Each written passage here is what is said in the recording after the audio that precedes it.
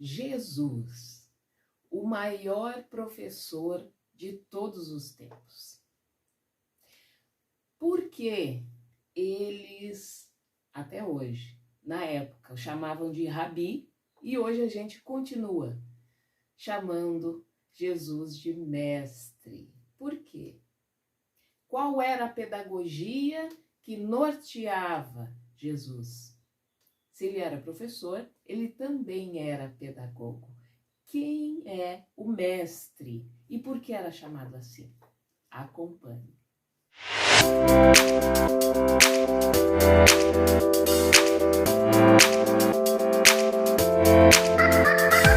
Meus cumprimentos a todos vocês, sejam bem-vindos em mais esse vídeo para que a gente possa pensar hoje sobre essa figura histórica, essa figura que causa impacto em qualquer filosofia religiosa, entre a psicologia, entre a filosofia como a gente conhece, tanto no Ocidente quanto no Oriente.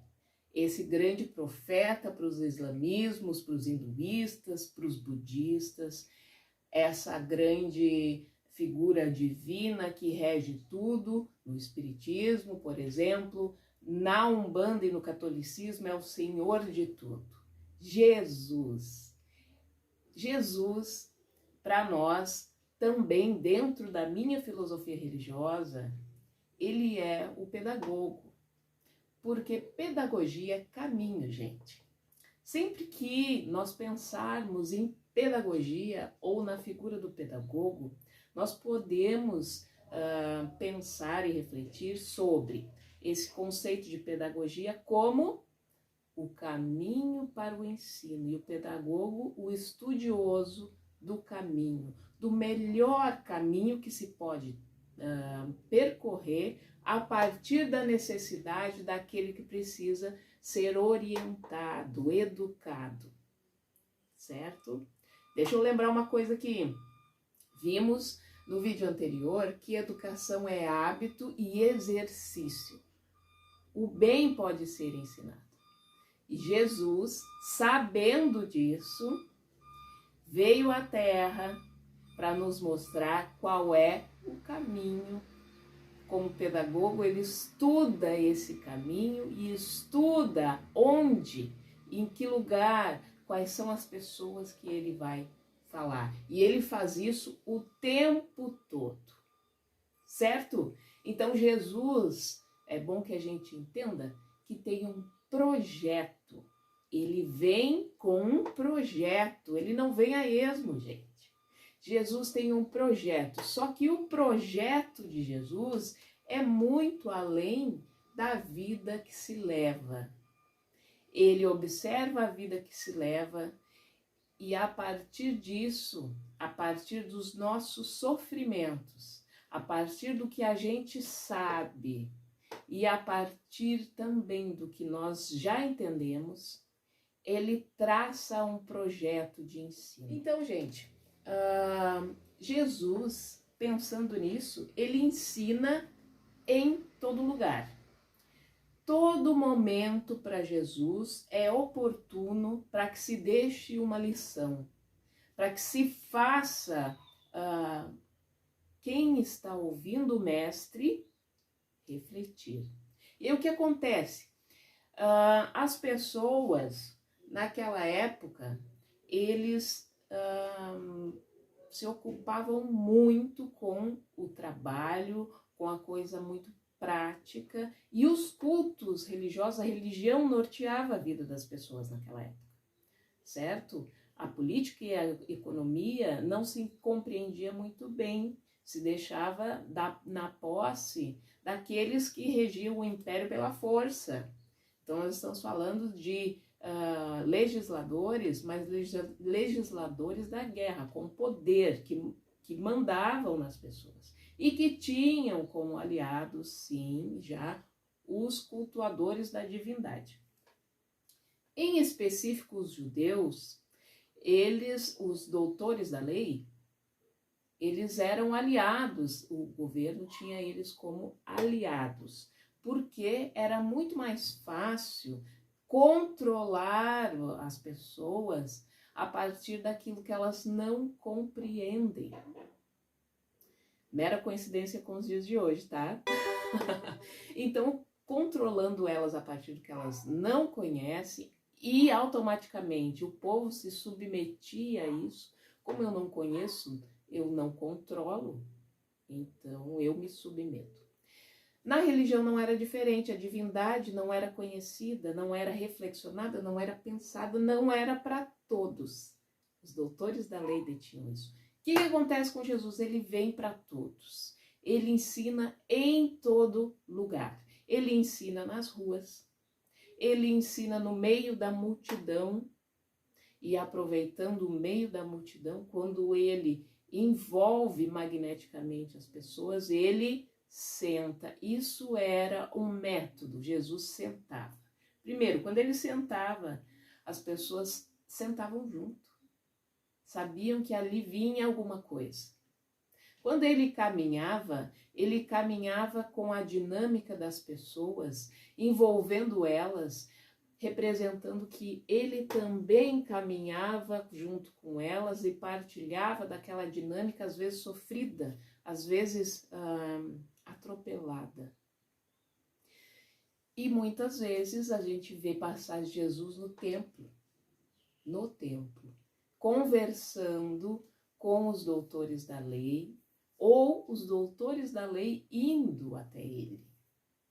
Mas é muito interessante que Jesus se utiliza para todos, sem distinção, de um método chamado lá na Grécia Antiga, desenvolvido lá, que a gente vê no Sócrates, de maiêutica. Mestre, por que tal coisa? Os doutores da lei perguntavam a Jesus e ele devolvia. Né? Nicodemos perguntava para ele, como é que tu diz que a gente pode renascer de novo para ver o poder de Deus? E a primeira pergunta que Jesus faz é, tu ainda não sabes? Como tu interpreta? Como tu vê a lei? Isso Jesus perguntava o tempo inteiro. Com os desfavorecidos, entre os pescadores, entre a população, entre aqueles que mais tinham dores íntimas, ele esclarecia e questionava e esclarecia, não tudo, mas ele esclarecia. Jesus veio para dar o caminho para todos, sem distinção.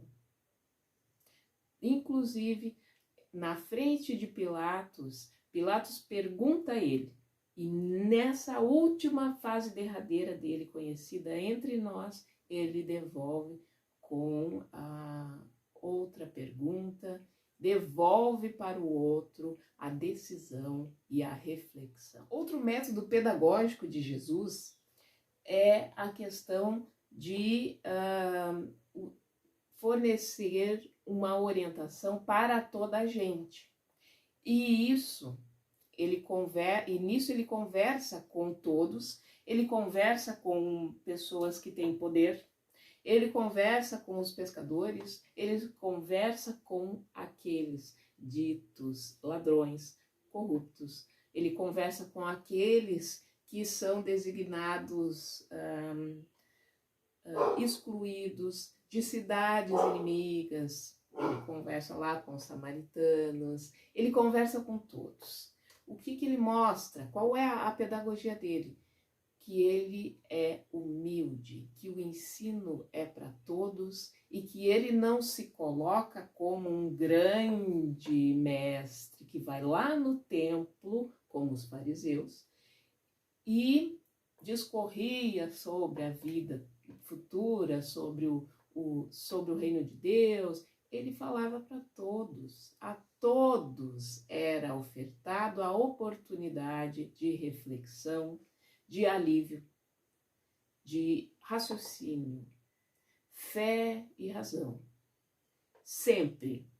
Por isso, pensando dessa maneira, que o ensino era para todos, que a boa nova era para todos, Jesus utiliza com os doutores da lei a lei, olha a pedagogia do mestre, Com doutores da lei, ele utiliza aquela linguagem que eles conhecem bem.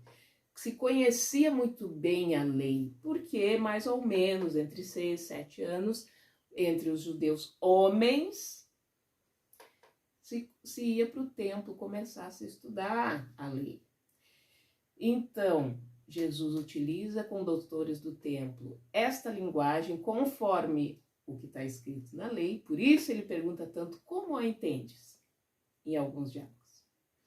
Com os pescadores, com a população que é comerciante, porque naquela região não se designavam somente pescadores, existiam muitos comerciantes que faziam toda percorriam lá da Fenícia até a Ásia Menor, comercializando-se, se utilizava muito uma linguagem popular para que se comercializasse melhor, né? Que era o grego koiné, que era a linguagem mais utilizada entre os comerciantes.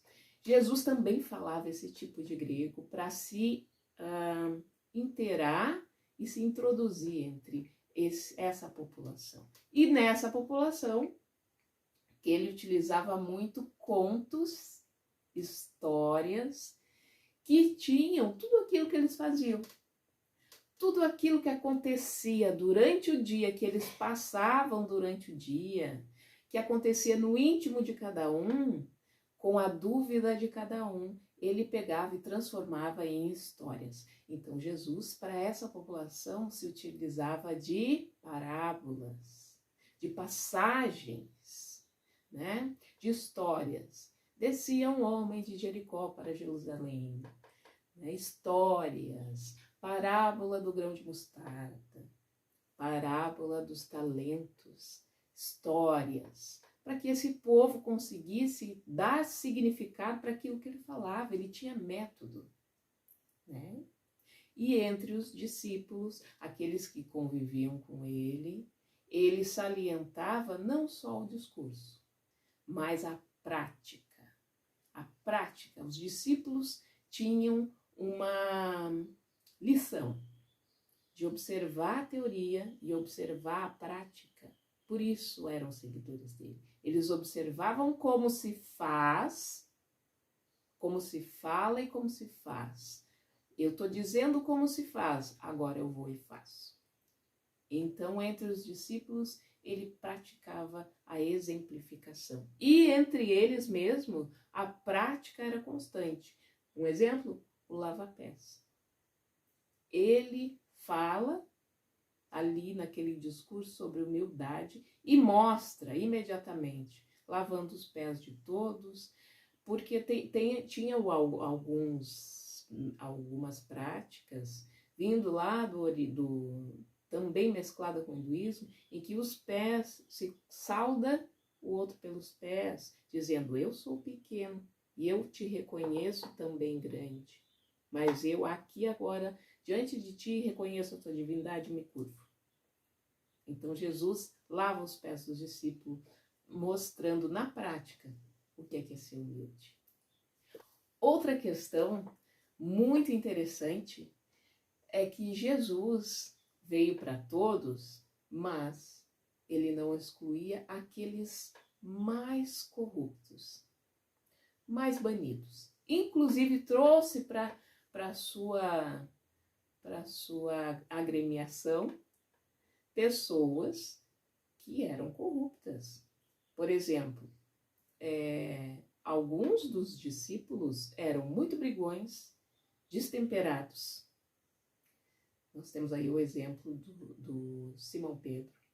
Alguns tinham certo conhecimento, como Mateus e Judas, né? Participavam de grupos que tinham o seu conhecimento, tinham o seu poder aquisitivo, mas traíam os próprios princípios a todo momento. Tanto que isso foi mais forte em Judas. E Mateus demorou para compreender algumas coisas. As famílias de alguns deles, como a família de João, por exemplo, achava que eles deveriam ter privilégios. Então, por mais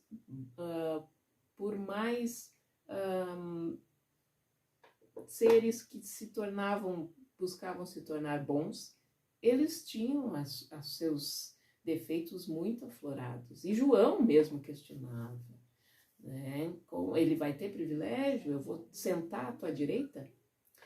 Então, Jesus coloca isso como fundamental na sua pedagogia, resgatar aqueles que são ditos como, esse eu não quero longe, esse é corrupto. Ele traz porque o objetivo do projeto divino é a transformação moral, a transformação da conduta, por meio da razão e da gestão da emoção. Jesus tinha isso. Ele trazia a lei, ele refletia sobre o cotidiano, mas ele buscava despertar equilíbrio emocional pela razão. E aí ele buscava autonomia em cada um que ele passasse. Em cada um que ele devolvia a pergunta, isso fazia com que o outro refletia. E a autonomia da reflexão, a autonomia do pensamento, era o que fazia a transformação. Jesus, sabendo disso, fazia isso o tempo inteiro. Então, qual é o objetivo de Jesus naquela época e ainda hoje? Nos trazer reflexão, sensatez a partir do que eu conheço, para que eu possa, na prática, fazer boas escolhas. Isso me torna mais seguro.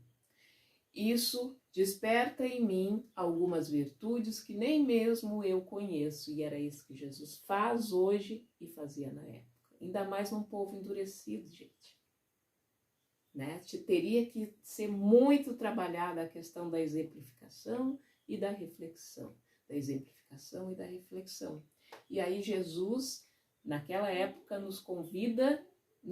convidava na época e nos convida hoje a compreender pela fé e a razão como aliadas e na hora da escolha, fazer uma boa escolha e colocar em prática aquilo que eu pensei, que eu raciocinei, que eu refleti. Fazer o outro que eu não gostaria que fizesse a mim é método, é pedagogia, porque eu estou pensando sobre aquilo. E na hora da prática, não que eu vá acertar logo. Jesus não te convida para ser perfeito, não me convida para ser perfeito. Ele te convida a fazer exercícios pedagógicos que contorne aquilo que eu vejo, aquilo que eu toco, aquilo que é material, com aquilo que vai além dos meus olhos, além somente das paredes da minha casa, do meu carro, do meu grau de instrução. Ele nos convida a ser autônomo emocionalmente, também aliada a uma razão e a uma fé raciocinada.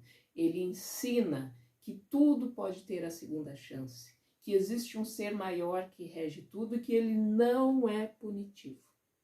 Isso foi um estouro na época e ainda é um estouro hoje. Essa contribuição de Jesus, de um ser que nos rege, que é bondoso, que te dá uma segunda chance, que é misericordioso, na época não era assim. Era um ser punitivo, era um juiz. Se tu não fizer isso, tu tem a tua sentença. Se tu fizer, tu tem o teu alívio. Eram dois polos, era dualista o negócio. Hoje não, hoje tu tem segundas chances. Jesus nos traz essa questão de um Deus que é um pai. Por mais que um pai nos cobre, ele sempre nos dá a segunda chance. Ele sempre vai dizer assim, tudo bem, meu filho, por amor a ti, eu vou te dar essa segunda chance e vou te ensinar de novo. Não é isso que faz? Não é isso que faz um professor, um bom tutor, quanto mais aquele que é o criador de todo o universo. Inclusive essa, além de todo o método, de todo o projeto de Jesus, eu acho que um Deus que não pune e que é amoroso é a maior das grandes lições de Jesus. Porque se eu tenho um Deus amoroso, eu não vou pensar que bandido bom é bandido morto, porque esse Deus não vai querer um bandido morto, inclusive a partir dos meus desejos. Lembrando que a lei é de justiça, de amor e de caridade. Bandido bom é bandido regenerado, gente. Não é bandido morto, tá? bandido regenerado. E eu tenho o meu papel. Compreendendo a divindade, eu sei que eu não posso fazer para o outro o que eu não quero que faça para mim. Se eu desejo segunda chance, eu vou dar segunda chance. Então, misericórdia, justiça, a justiça conforme Jesus, caridade, a prática do bem e o exercício do bem, além do amor fraterno. Não preciso trazer para dentro da minha casa, mas compreender, dar a segunda chance, que é a justiça, e compreender que aquilo que dói nele eu devo respeitar, isso é amor, certo? Tanto que, na minha crença, no Livro dos Espíritos, os espíritos, aqueles que conduziram Kardec, nos dão uma notícia. Kardec pergunta o seguinte: na questão 225 de O Livro dos Espíritos, Kardec pergunta mais ou menos assim: quem é o modelo mais perfeito que esteve na Terra? E os espíritos falam uma palavra apenas. Eles dizem categoricamente: Jesus. Ponto.